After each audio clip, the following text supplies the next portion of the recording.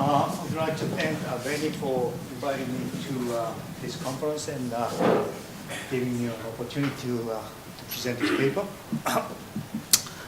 This is a joint paper with Zhaoran Gong and Wilson Tong. Zhaoran was a doctor of Hong Kong Polytechnic University of Wilson, and now he is in Lingnan University. So this is the work that I worked with these two co-authors when I was visiting a Hong Kong Polytechnic University during my sabbatical year. So let me start with this picture showing the increasing disparity between CEO compensation and rank and file employee wages. Now, there has been a much concern and debate about whether CEO compensation is excessive or not. So there are two schools of thought. One school of thought is that, executive pay is excessive. It's not justified by performance, and so it should be restricted, mainly argued by Lucian Bebchuk and his co-author. The other school of thought is that, the limiting executive pay, putting a restriction on the contract between, CEO and the shareholders is going to bring unintended consequences, and in fact, it actually may create more problems in the CEO pay than fixing the problems, argued by Kevin and his co-authors. So there are two convincing stories, but then when it comes to the empirical evidence, we have very little, simply because there is a little regulation that directly limiting CEO pay. So there have been a few, papers discussing the impact of pay restriction, the executive pay restriction. Many of them are, theoretical papers. The only empirical evidence that looks at the impact of directly limiting CEO pay or executive pay is by these co-authors. Is there many here? Many over there. So I can criticize this paper. So I'm going to comment on this paper later on, which is very related to my paper. So what we did in this paper is to look at the Chinese evidence. So in 2009, September 16, the Chinese government issued a guideline to regulate the executive compensation of central state-owned enterprises. It's a state-owned enterprises. It is endorsed by the State Council, which is the highest administrative authority in China, and it is jointly issued by 6 different departments who are managing the central state-owned enterprises one way or another. So the fact that it is endorsed by State Council and then issued by 6 different departments at the same time shows the seriousness of this regulation. This guy is the CEO of Ping An Insurance Company in China. He wasn't really popular guy in Google search, but then in April 2008, he was really, popular and talk of the street. What happened was that his pay was disclosed in March 2008, and it turns out that his pay was almost 3,000 times the average national worker pay of the Chinese firms in 2007. So in 2007, the average worker got paid about $4,000 US. So his pay is almost $11 million, which is pretty big even in the US standard. So there was a huge public outcry over the excessive CEO pay in China. So I guess as a result of that, the Chinese government come up with this regulation, but it's only for the central state-owned enterprises. So policy was issued as a comprehensive guide on the executive compensation, but the regulation is mainly to restrict the executive compensation by setting a cap on the pay ratio between the executive compensation and the employee wages. The exact formula of the cap is not known to the public. It is confidential information. But then the motivation of the regulation is mainly to restrict the CEO compensation. So there are few advantages of this experiment. The government regulation is arguably exogenous to firm performance, so we can mitigate the endogenous bias between CO pay and firm performance. And not only that, the regulation is only applied to the centrally administered state-owned enterprises, CSOE, but not to the other firms in China. So the other group of firms is locally administered state-owned enterprises and the private companies. So we can conduct the difference in difference test before and after regulation and between the CSOE and non-CSOE. So basically that's what the paper does. So we ask 3 questions. So first one is whether pay restriction reduce CO pay. That actually is not an interesting question. It's the question of whether this regulation is a binding constraint or not. What's more interesting question is how does that pay restriction affect the CEO incentives? And then finally we try to see whether regulation has any impact on the firm performance. Okay, so as for sample, we look at all listed firms in Shanghai Stock Exchange and the Shenzhen Stock Exchange. We use the database called SISMA, China Securities Market and Accounting Research Database. It's a Chinese version of CompuStat and CRISP combined. Okay, we look at the sample period from 2005 to 15. The CEO compensation data is not really reliable before 2005, so we started from 2005. As for the compensation variable, we look at the cash salary and cash bonus only. We didn't look at the incentive compensation because during our sample period, very few firms have the stock options. And even if they want to grant the stock option, they need to get approval from the CSRC, which is Chinese version of SEC. So the stock options are not popular in China at this moment. So we only focus on the cash compensation, salary and bonus. So this is the median compensation during our sample period.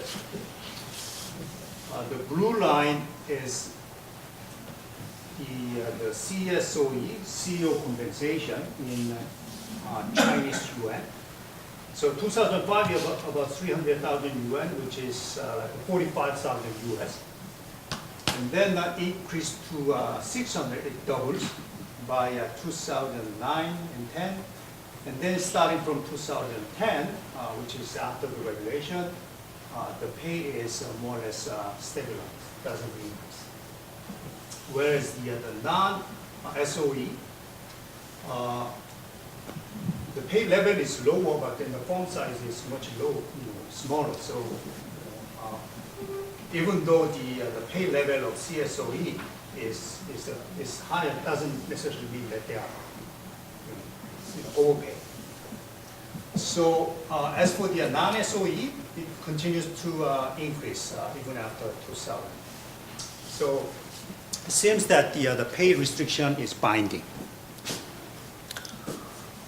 So as an incentive variable, we look at the Perk consumption. As for Perk consumption, we look at the sum of 6 different types of expenses, including traveling, business, entertainment, overseas training, and so on and so forth. And the previous literature shows that in China, perks often granted as allowances, and unused part they can just take home. So it is a managerial excess. The amount of the perk consumption is, in fact, is unbelievably high in China. One of our sample forms, the Sinopath, the 1 month alone, the perk consumption was like $100,000 US for wine consumption. So perk consumption is quite excessive. And this is the evidence. So for CSOE, we look at the perk consumption per executive. So initially it's about 1,200 until 2009-10. It's a little increase, but then since 2009, there's a huge increase. And then since 2012, there's a big drop. That is mainly because of the anti-corruption campaign initiated by Xi Jinping since late 2012. So you can see that there's a huge drop. Whereas the non-SOE is more or less stable, but then increased a little bit later on. So I think this evidence is quite striking. As soon as they pay, cash pay is cut, they increase the perk consumption tremendously. As another incentive measure, we look at the what we call tunneling. Tunneling is a terminology coined by Simon Johnson and his co-authors in the 2000 AER paper. It's a way, it's an activity of the extracting farm resources for your own benefit. So I have a paper showing that in South Korea, the business groups tunnel a lot using the mergers and acquisitions. In Chinese context, Charles Lee has a paper showing that the net other receivable is a good proxy for tunneling. So net other receivable, much of it is basically intercorporate loan. So insiders get loans from the company they're working. So, you get loan and you don't pay interest and you don't return principal. So you just get cash home. So, there's much literature showing that the net other receivable is indeed a good proxy for tunneling. And this is what we found. So CSOE until 2009, 10, it's more or less the same, but then after 2010, you can see that there's a huge increase. Whereas the non-SOE, it increases a bit, but then not to the level of the CSOE. So we did first a univariate DiD test. So what we did is we run the regression of the outcome variable on firm fixed effect and year fixed effect, and we take the average residual of outcome variable between the two sub-periods, before regulation and after regulation, and then we conduct the univariate DiD test. So as for CEO compensation, before regulation, CSOE was positive, but then after regulation it's negative, so there's a big drop in the compensation, net of the year and firm fixed effect. whereas the non-CSOE, you don't see much difference. As far as the T statistic is concerned, although I didn't show, it's greater than 3, so I think I'm okay with that. As for the power consumption, I'm going to speed up. So there's a big increase in the power consumption by CSOE, whereas the non-CSOE, there's a decrease. Net other receivable, which is a proxy for tunneling, we can see that there's a big increase for CSOE, but not for the non-CSOE. So what we argue is that when your pay is cut in cash compensation, then you gotta look for a way to make up for the reduced salary. And in Chinese context, they increase the power consumption, and they steal more. So is it going to affect the firm performance? Yes. We argue that because of the distorted incentive, firm performance dropped. We use a return on sales as a measure of performance rather than stock return, because in China, stock prices tend to move together. Randall Moore has a paper showing that in China, stock prices move together on the market, so it's not easy to sort out the abnormal performance using stock return. So we use return on sales, and there's a drop in performance. Now, one issue that I have with this paper is that the regulation period, which is 2009, overlap with the crisis period. So, it could be that what we found is a crisis-driven effect. So during the crisis, CSOE, suffered more, so their pay is cut, so they steal more and consume Perk more. So it is a crisis-caused performance decline that drives our finding. So on the one hand, we talk about the T statistics being greater than 3, but then we have a very strong evidence, and then the critique is that it's something obvious.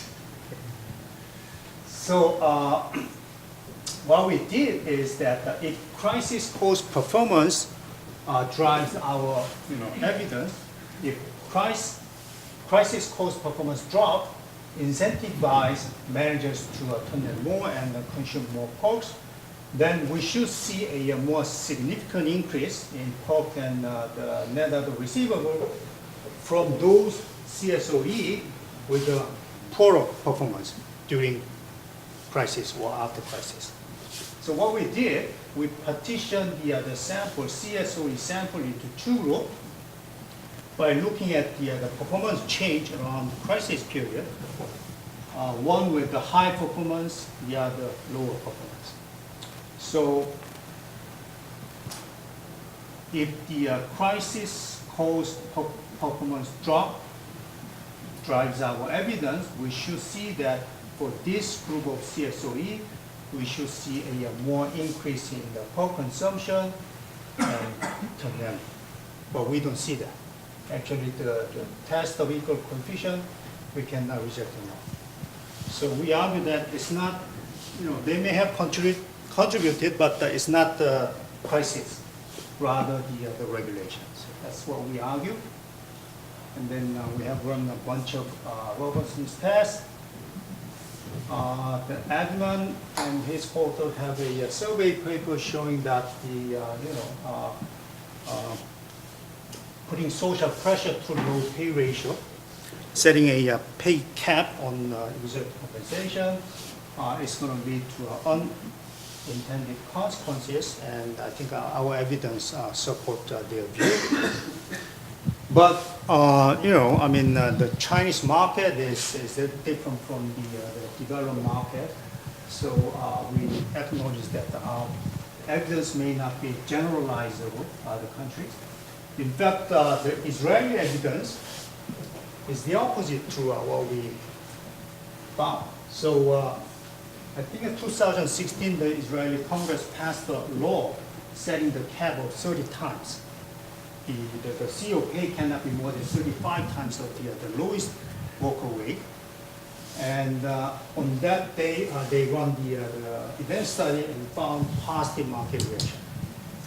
So their interpretation is that the CEO contract may not be optimal. Setting a cap may be a good thing.